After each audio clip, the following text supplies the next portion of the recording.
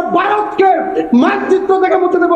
হ্যাঁ, ওরে বাবা, আবার গ্যাসের ওষুধ খেতে গ্যাসের ওষুধ খেতে ভুলে গেছে। ভারতের প্রত্যেকটা চুলকানির ওষুধের ভিতরে আমরা দেখতে পাচ্ছি মেয়াদ উত্তীর্ণ হয়ে গেছে।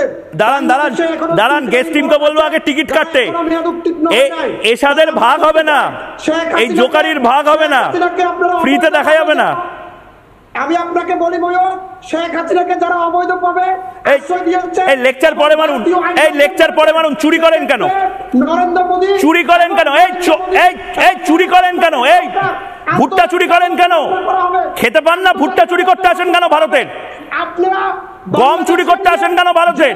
নিজের দেশের প্রধানমন্ত্রীর অন্তর্বাস চুরি করেন কেন? অন্তর্বাস চুরি করাটা স্বাধীনতা? আরে দাঁড়ান, কথা চুরি করে নেবো, দেশ চুরি করে নেবো। চুপ চুপ চুপ, গোটা দেশ চুরি করে নেবো। আমাকে বলুন এটা কোথাকার অসভ্যতা? এটা কোথাকার অসভ্যতা? পুরো ভারতকে মানচিত্র থেকে মুছে দেব।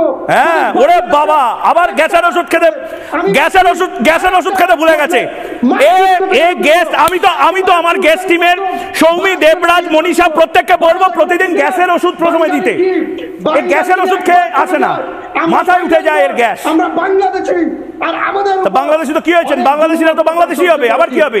টিম্বাকটুর লোক হবে? আরে সাইলেন্ট হন, শান্তন। এবার তো প্রেশারও বেড়ে যাবে।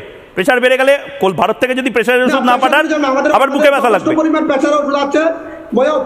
প্রেশার জানি না, প্রেশারের ওষুধ বলছি। ও কানেও বোধহয় সমস্যা হচ্ছে। কথা বলার কোনো ধরনের সুযোগ দিচ্ছেন না।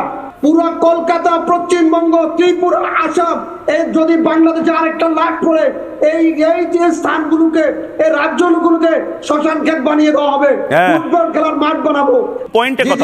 পয়েন্টে কথা বলুন।